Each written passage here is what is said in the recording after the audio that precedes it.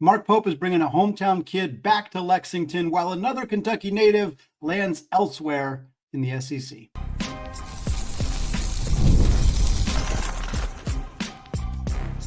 You are Locked On College Basketball, part of the Locked On Podcast Network. Your team every day. What's up, folks? Welcome into the Locked On College Basketball Podcast, a daily national college hoop show, part of the Locked On Podcast Network, your team every day.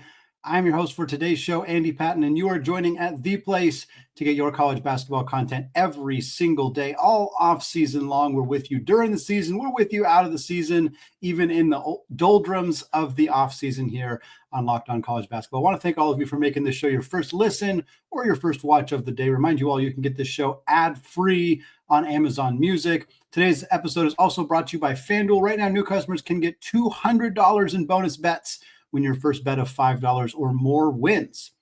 Well, Mark Pope landed some insurance in the front court. A former Wildcat landed elsewhere in the SEC after hitting the transfer portal. We'll cover both those things early in the show. Then we'll talk about Mark Few and the Gonzaga Bulldogs finally making additions to their roster, one of the last high-profile programs to not make a transfer portal addition. That has now changed. We'll talk about that for the Zags. And then we'll also close with a transfer portal six-pack, talking about 6 different commitments from the last couple of days, rounding them all up, talking about what they mean for their respective schools to close out the show. But we're starting with a pair of Kentucky-related news items. The Wildcats, we talked last week or 2 weeks ago with Lance Daw, the host of the Locked On Kentucky podcast, does a tremendous job talking about Big Blue Nation and that Wildcats fandom.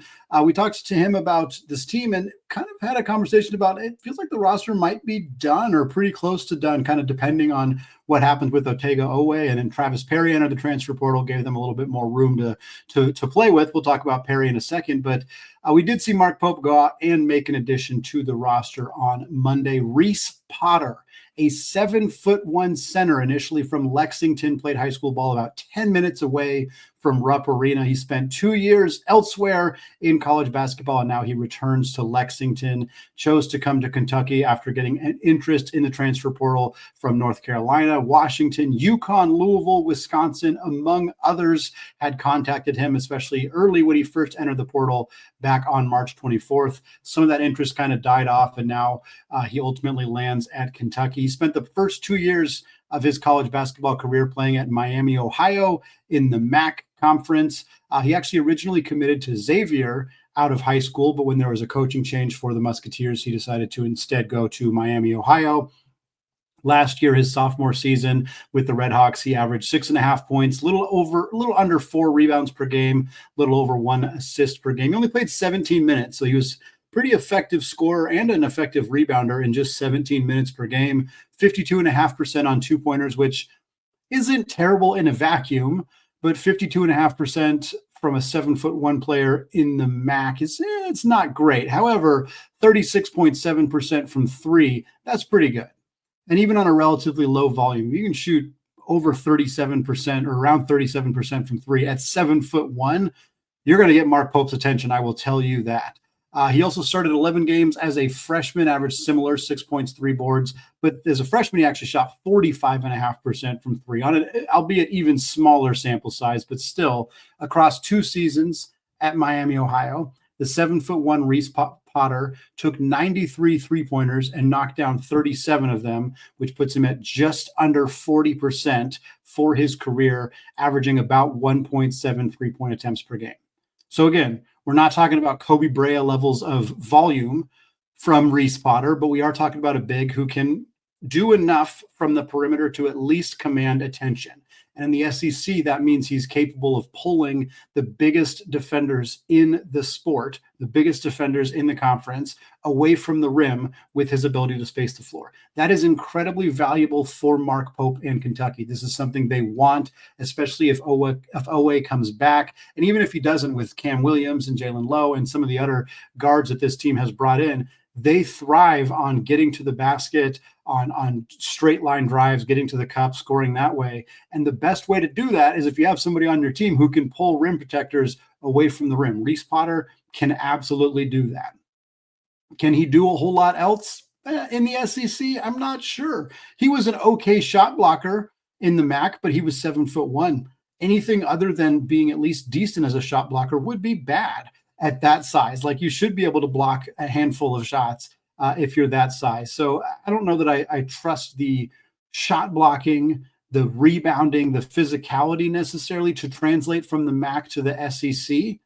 I think he'll be fine. But the good news is Mark Pope didn't bring him in to start and play 25 minutes a game. He brought him in as kind of their probably 11th, 12th, maybe 13th guy on this roster. I think a big caveat with all of this is that on some level, I think that this is Mark Pope and Kentucky hedging their bet a little bit with one of their prized additions, Jaden Quaintance, out of the transfer portal from Arizona State, because Quaintance underwent ACL surgery in March, shortly at the conclusion of the season for the Sun Devils. By all accounts, including a recent update from his family, Quaintance is on track to be playing 5-on-5 and up to 100% full speed drills by late August or early September, which puts him well on track to be ready to start playing basketball for Kentucky when the season begins in early November. But if there is any kind of setback, and even if it's a setback that doesn't take Quaintance like out of game action, but just makes it so that he's not quite 100%, maybe not playing as many minutes as he'll ultimately end up playing when he's fully healthy, having somebody like Potter who has experience, who's played 2 years of college basketball, who has the requisite size and skill set that are valuable in Mark Pope's system, that's a great thing for them to have.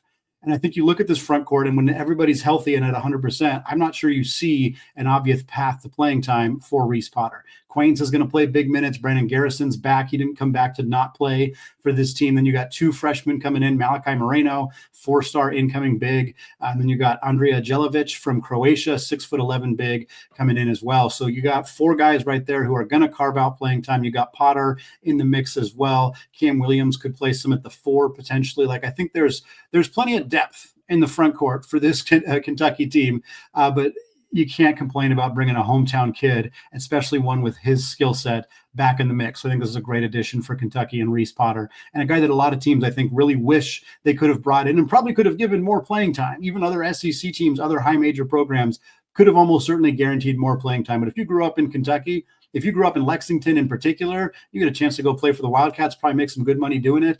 Hard to fault Reece Potter for wanting to do that. Now, we've seen already in the Mark Pope era a handful of local players, including Malachi Moreno, who we mentioned, and Jasper Johnson, staying put at Kentucky. And that was the case with Travis Perry when he first committed to Kentucky when John Calipari was the head coach. Cal took the job at Arkansas. Perry was the only commit who stayed loyal to Kentucky, stayed true to the blue and white because he's from the state. He's the all-time leading scorer in Kentucky high school basketball history. But after his freshman season, right before the deadline to enter the transfer portal, Perry did decide to put his name in the portal. I don't really blame him. He didn't get a ton of playing time last year for Kentucky, and with the team bringing in Jalen Lowe from Pitt, with the team bringing in other guards who are going to carve out big playing time, Jasper Johnson being among them. They got a few others coming in. If Oweh comes back in particular, there's just not a lot of room for Travis Perry to build on the limited playing time that he got last year. He played about 10 minutes a game, averages 2.7 points a game. So when he entered the portal, everybody thought, okay, he's going to transfer down. He's going to go to Western Kentucky, was popular destination for him, or somewhere else, maybe in the state or local, where he could go get some more playing time, develop, and then maybe come back to Kentucky or back to the high major level. Instead, he stays in the SEC and commits to Chris Beard and the Ole Miss Rebels. Chris Beard, very active in pursuing him out of high school, wanted him for a really long time, so he finally gets his guy. Perry played Ole Miss once last year, had 5 points, a pair of boards, and a pair of assists in that game, and now he joins this very retooled Ole Miss team who lost pretty much all of their team either to graduation or to the transfer portal. Sean Padula's gone. Jamin Brakefield is gone. Devin Barnes, Dre Davis, Matt Morrell. Like, this is a pretty new look roster for Chris Beard and the Rebels. I'm not exactly sure where Travis Perry is going to fit into the mix. They're bringing in Corin Johnson, a 6'2" guard who only played 2 games last year at Louisville before going down with an injury. Prior to that, he averaged 11 points and 3 assists at the University of Washington. So I think he's going to be a likely candidate to play big minutes at the guard spot right away. Corey Chest comes in from LSU, 6 points, 6.5 rebounds last year as a freshman for the Tigers. AJ Storr, perhaps the most notable in name player coming in from the transfer portal. Storr was, of course, at Kansas last year, was at Wisconsin the year before that, was at St. John's the year before that, 9 points a game at St. John's, 17 points a game in the Big Ten for Wisconsin, but last year averaged just 6 points, shot just 44% as an effective field goal percentage for Kansas. Really disappointing year for Storr with the Jayhawks. Now he tries to reset at Ole Miss. Looking at Ole Miss's roster, including the incoming recruits, including the transfers that have come in, it's still, you got to squint to kind of see how all these pieces are going to fit together. But Chris Beard's a tremendous coach.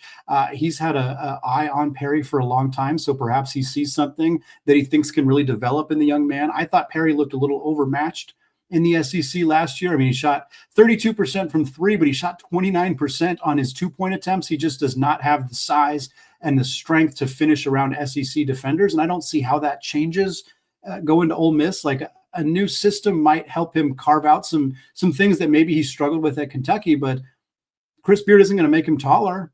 Maybe he can make him a little stronger, but he's a bit capped in what he can do there. So color me a little bit skeptical on Travis Perry being a big-time contributor for Ole Miss. If Beard's looking at him as an 8th, 9th guy, somebody who can come off the bench and bomb some threes and maybe step in a pinch, then sure, fine. I think this will work great. I'm not trying to denigrate Perry as a player. I think he's fine.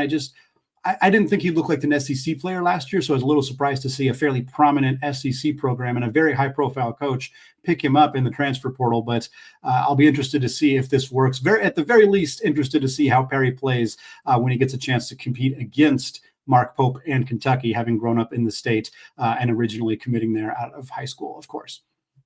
Want to move on now. Want to talk about going out west. Talk about Mark Few and the Gonzaga Bulldogs. They were one of the last teams to land a player in the transfer portal, but their newest addition fills a big hole left with Nolan Hickman and Caleb Battle's departure. We're going to talk about Adam Miller joining the Zags and another newcomer joining the team out of the 2025 recruiting class. All that coming up here in just a second.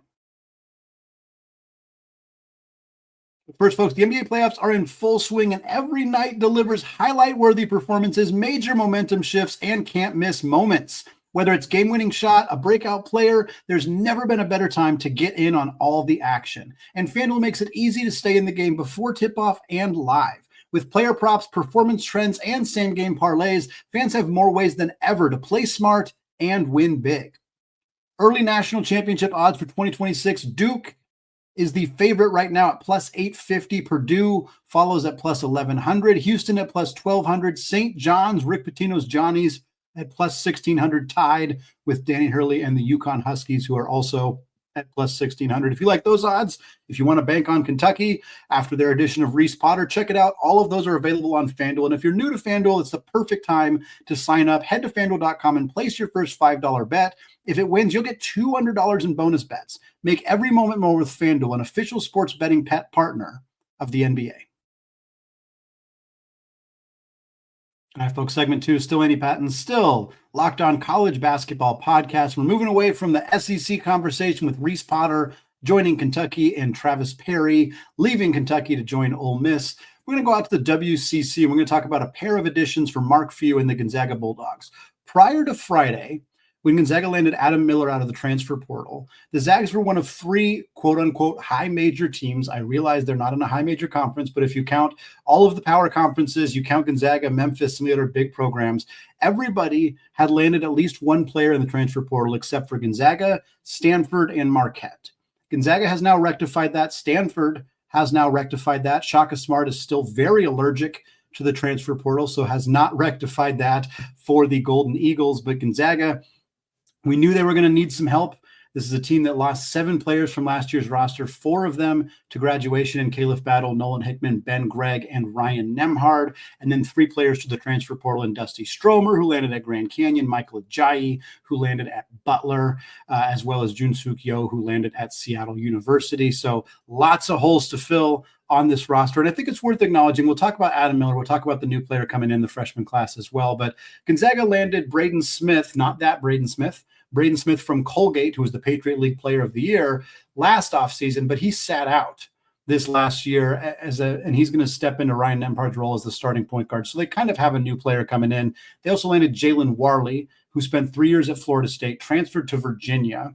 And then when Tony Bennett retired right before the season started, Warley opted to redshirt last year, hit the transfer portal at the semester deadline, and came to Gonzaga. So they do already kind of have 2 transfer portal additions joining the team in Jalen Warley and Braden Smith. They've also been waiting for 2 years for Steele Venters, who transferred in the same class as Ryan Nembhard and Graham Ike from Eastern Washington, but suffered back-to-back season-ending injuries. If he's healthy and able to go, that's kind of like a third addition for the Zags. So the situation's a little bit, it's not as clear as it may seem of like, well, they lost 7 guys and they haven't added anybody yet. What the heck? Like, well, they got some new guys coming in who just happen to already be on the roster.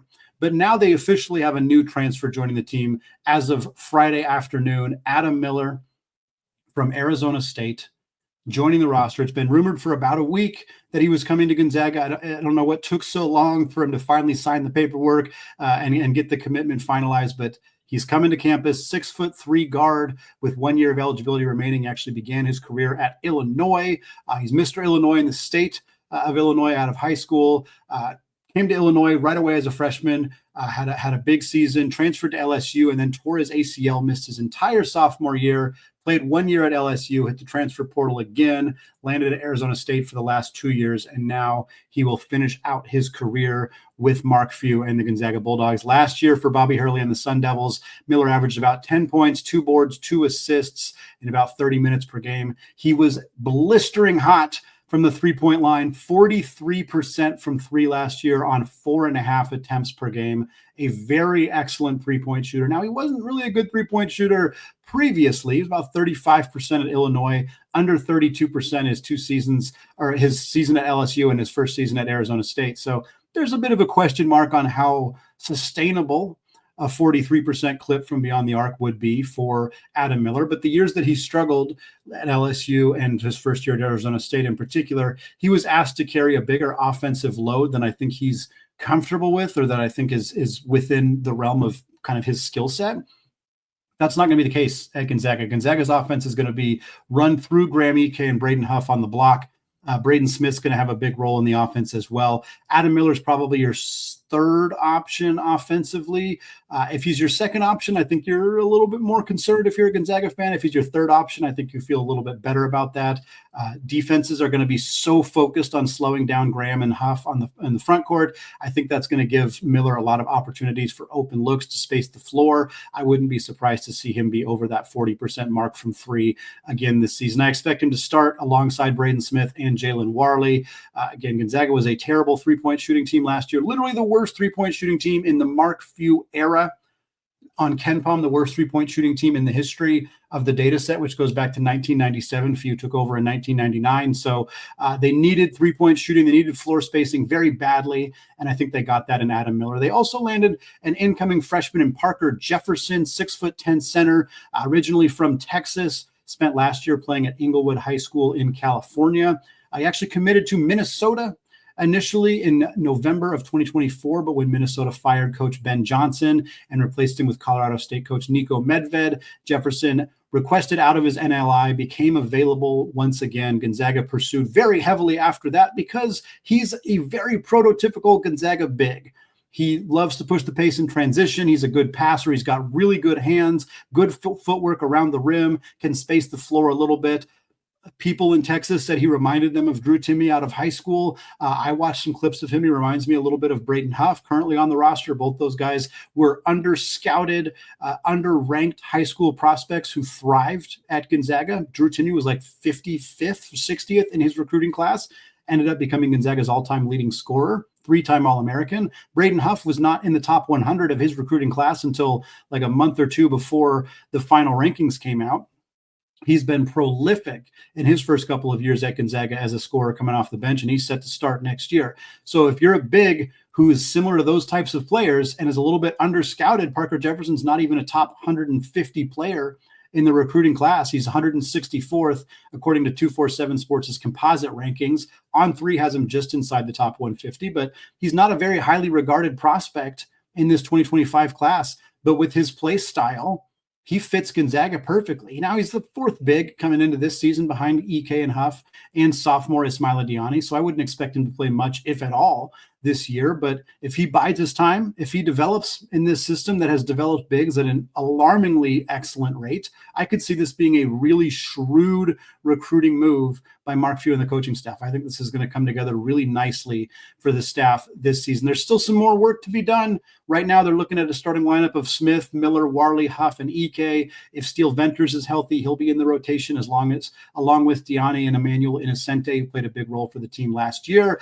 That's a fairly thin lineup depth-wise. Davis Fogel and Parker Jefferson are the two freshmen. Mark Few probably doesn't want to count on them too much this upcoming season, so we'll see if there's any additions to be made. They are still in contact with USC transfer guard Desmond Claude. That would be a huge potential addition for this team if they were able to pull it off. They got their eye on some international players as well. But certainly for Gonzaga fans, at least landing Adam Miller makes you feel confident that the staff is not just sitting around doing nothing this offseason. They at least got one new face coming into the program out of the transfer portal and one more coming in with this recruiting class. Well, folks, we're closing out the show with the transfer portal six-pack, and we're starting still in the WCC, but this time talking about yet another guard from the West Coast Conference, not only hitting the transfer portal, but landing in the ACC. There's been quite a few of those. We'll talk about a big name doing just that coming up here in just a second. But first, folks, scaling your business requires the right expertise at the right time. And with Upwork, you can find specialized freelancers in marketing, development, design, and more, experts ready to help you take your business to the next level. Upwork gives businesses flexibility by connecting them with top freelance talent across multiple industries, including IT, AI, web development, and marketing. Whether you need extra hands for a project or a long-term partner, Upwork makes hiring simple and affordable. Posting a job is free and simple, and within a day, you can have multiple qualified candidates to choose from. So instead of hiring full-time, Upwork helps find affordable top-tier freelancers to scale your business efficiently. Visit Upwork.com right now to post your job for free. That's Upwork.com to connect with top talent and grow your business today. All right, folks, segment 3, still Andy Patton, still Locked On College Basketball Podcast. And we're doing a six-pack. I think our first six-pack of the off-season. For those of you who are longtime listeners, typically myself, my co-host Isaac Shade on Mondays, we close out our Monday shows with a six-pack. During the season, it's usually just a recap of all the weekend games that we weren't able to get to. Not all of them, obviously, but as many of the high-profile weekend games that we weren't able to get to. But in the off-season, we often do transfer portal six-packs or recruiting six-packs, where we just kind of gather up any other news and notes from the last 2 to 3 days that maybe didn't make it into this show, but that we wanted to make sure we get covered on the show. So I rounded up a handful of transfer portal additions that happened in the last 3 or 4 days. I'm recording this here on Monday evening to just kind of make sure that they get addressed here on the show. We start, like I said, with another player transferring from the WCC to the ACC. That would be Lamar Washington. Lamar Washington transferring from Pacific to Georgia Tech, joining Damon Stoudemire and the Yellow Jackets. Washington's a rising senior who was all WCC second team last year. He averaged 13.5 points, a little under 6 assists, about 5 rebounds per game for the Tigers of Pacific. Prior to his one season at Pacific, he spent 2 years at Texas Tech in the Big 12. His second year at Texas Tech, one of the assistant coaches was Dave Smart. Dave Smart took the head coaching job at Pacific and brought Lamar Washington alongside him. Washington now going to be tasked with replacing Nate George at Georgia Tech after George hit the transfer portal and went to Syracuse.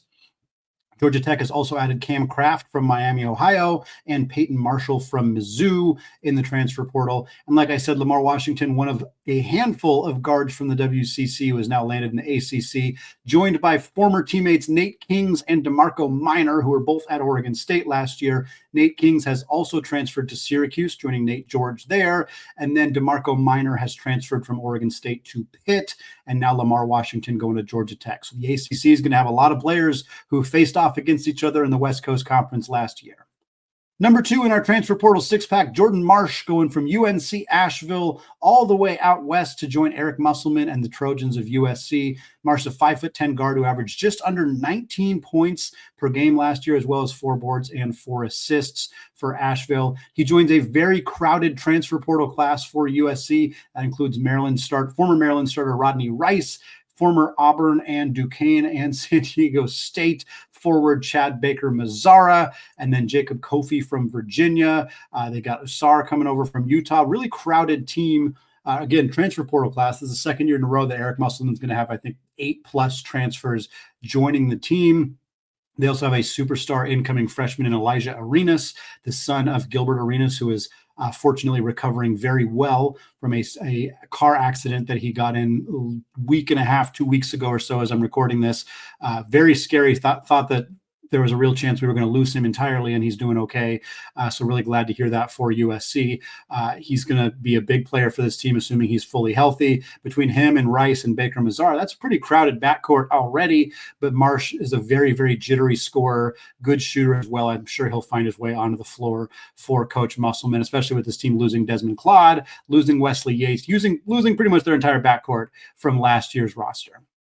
Number 3 in the transfer portal six-pack, Morris Ugasuk goes from South Carolina to West Virginia. 6'4" guard from Finland, has 2 years of eligibility remaining. Last year for the Mountaineers, he averaged about 6 points and 1.5 boards, shot 41% from 3. So he is a specialist. And that's what he did at South Carolina. That is what he's going to do for the Mountaineers for new coach Ross Hodge from North Texas. One of 8 portal additions already for the Mountaineers, who had to replace Darren DeVries after just 1 year. Honor Huff is one of them. Jasper Floyd, Trayson Eaglestaff from North Dakota, among the more notable transfer portal additions joining West Virginia.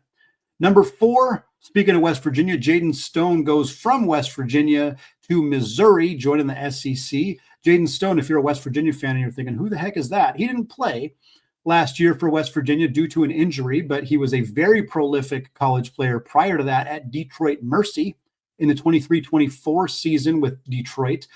Stone averaged 21 points per game, 5.5 boards, a little under 3 assists. He'd spent a couple years at Grand Canyon prior to that where he wasn't as effective. So I think there's a little bit of a question mark of like, hey, is this kid who, great, he averaged 21 points per game in the Horizon League at Detroit, sat out an entire year at West Virginia. Now he's coming to Mizzou.